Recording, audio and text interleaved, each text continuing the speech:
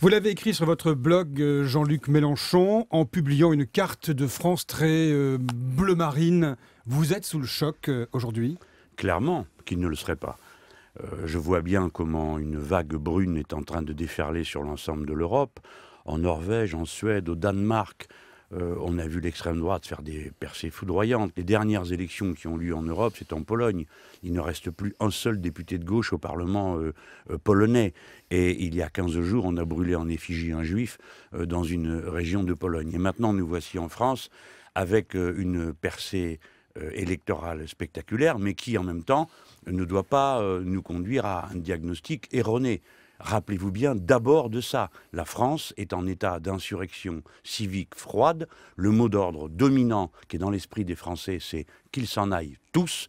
Les gens tournent le dos aux institutions et à leur parti traditionnel. Permettez-moi de vous rappeler que plus d'un Français sur deux n'a pas voté. 60% des ouvriers n'ont pas voté. 70% des jeunes de 18 à 35 ans n'ont pas voté. Alors j'aimerais que dans les commentaires, notamment, on arrête de dire que le Front National est le parti des ouvriers, le parti des jeunes, etc. Non, aujourd'hui c'est l'abstention et le rejet des institutions et des partis qui dominent. Jean-Luc Mélenchon, il y aura un deuxième tour dimanche. Manuel Valls a appelé au Front républicain, on le sait, dans 2 régions, le Nord-Pas-de-Calais, Picardie, Provence-Alpes-Côte d'Azur. Quelles sont vos consignes de vote? D'abord des consignes, je me garderai bien d'en donner. Il n'y en a pas. Écoutez, ce n'est plus la saison de ça, les gens savent ce qu'ils ont à faire et la situation est d'autant plus compliquée que Manuel Valls l'a rendue quasiment inextricable pour nombre de consciences. Donnez-moi juste le temps de m'en expliquer. Il n'a pas fait un front républicain, il a organisé la débandade dans 2 régions et il essaye de l'organiser dans une 3e. Nous avons été d'abord spoliés des idées et de la pratique de gauche par Valls et Hollande, et maintenant, voici qu'ils sont en train de détruire cette gauche en la retirant tout simplement des options qui se présentent pour une élection. C'est une décision dont les conséquences suicidaires ne tarderont pas à éclater. Si on dit que le Front National est le premier danger et qu'on confie le soin de régler le danger à la droite quand on est de gauche, réellement il y a un problème. Parce que Oui, je vous en prie. Allez-y, finissez. Je vais finir en disant ceci.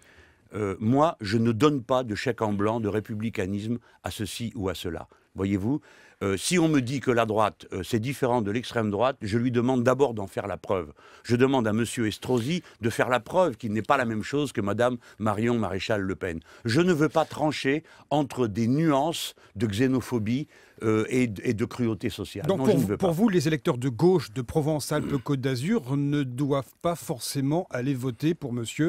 Estrosi. Attendez, laissez-moi m'extraire, si c'est possible, je sais bien que c'est difficile et je n'y arriverai peut-être pas, de la tambouille politicienne. Parce que c'est de la tambouille. On nous a amenés à une situation qui est inextricable et on nous demande d'y donner des consignes par-dessus le marché. Alors, qui ne donne pas la même consigne que M. Valls est immédiatement catégorisé, crucifié, roué et bouilli. Le Front de gauche pèse 4% au niveau national. Vous êtes sorti du jeu. Alors, attendez, ce sont plusieurs questions en même temps. Est-ce que vous avez la patience d'entendre la réponse? J'ai la patience. Alors, bien. Alors, commençons par ça. Voilà. Moi, je donne raison à Masseray. La manière de faire reculer le Front National, c'est de le combattre. Le candidat socialiste dans le Grand Est. Hein. Et je plaide pour que qu'on arrête cette comédie des grandes consignes dont on sait très bien qu'en définitive, les gens ne les suivent que s'ils sont d'accord avec. Lorsque nous sommes dans le Nord ou dans le Pas-de-Calais, il n'y a pas de consigne politique de gauche. Ce n'est pas possible puisque notre choix a été délibérément rayé de la carte. Cependant, il y a évidemment une exigence morale et philosophique. On peut se demander si on attend que les autres fassent à la place le travail que l'on voudrait voir faire, à savoir éliminer le Front National. Mais c'est une affaire de morale, de philosophie et de conscience. Et moi, je donne des avis politiques et pour le reste, j'essaye d'éclairer les consciences, pas de donner des consignes. Justement, Jean-Luc Mélenchon, vous parlez de morale et de philosophie. Hier soir, Nicolas Sarkozy à Rochefort a dit que le vote pour le Front National n'est pas immoral. Eh bien, dans ces conditions, s'il considère que ce n'est pas immoral, comment se fait-il que Valls, lui, décide qu'il n'y a plus de gauche en face du Front National? Vous voyez l'embrouillamini, que chacun marche à la lumière de sa conscience, pour agir pour le bien commun. Moi, je ne peux pas dire quel est le bien commun entre M. Estrosi et Mme Marion Maréchal Le Pen. Mais le vote Front National, je il est moral ne sais pas ou le immoral? dire. Et je vais vous dire, à mes yeux, il est immoral. Parce que c'est un vote de guerre civile.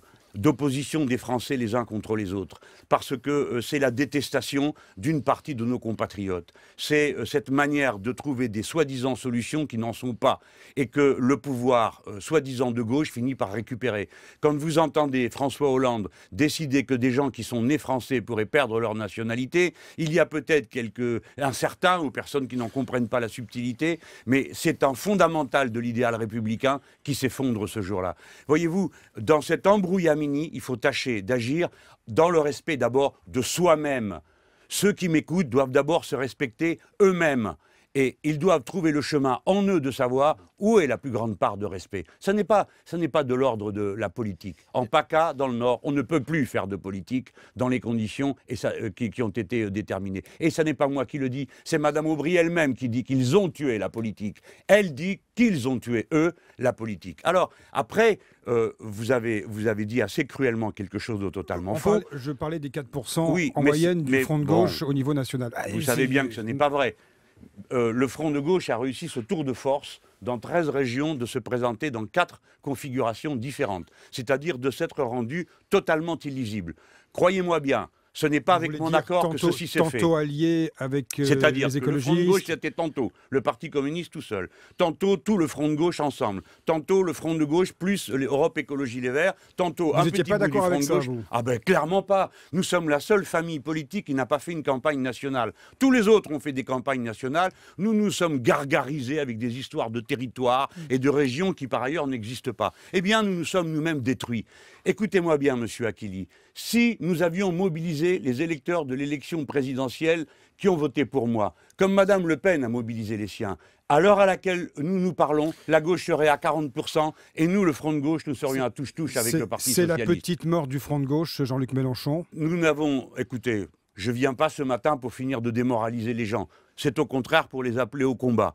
Et la racine de notre combat, d'hommes et de femmes de gauche, c'est d'abord de se respecter soi-même et d'abord de porter sa propre dignité. Ne vous laissez pas emballer par des consignes qui n'en sont pas et qui vous appellent en définitive à vous renier. Mais il a raison, Pierre Laurent, le leader du Parti communiste, de se marier avec Claude Barthelone entre deux tours alors qu'il est dans l'opposition comme écoutez, vous. Oui, dans l'opposition de gauche. Hollande. Oui, il est dans l'opposition. Alors, je vais vous répondre bien clairement. Dans l'opposition de gauche, je me suis tué à essayer de faire exister ce terme parce qu'il y a une opposition de gauche dans ce pays et malheureusement elle s'est elle-même à moitié détruite. Mais oui, il a raison.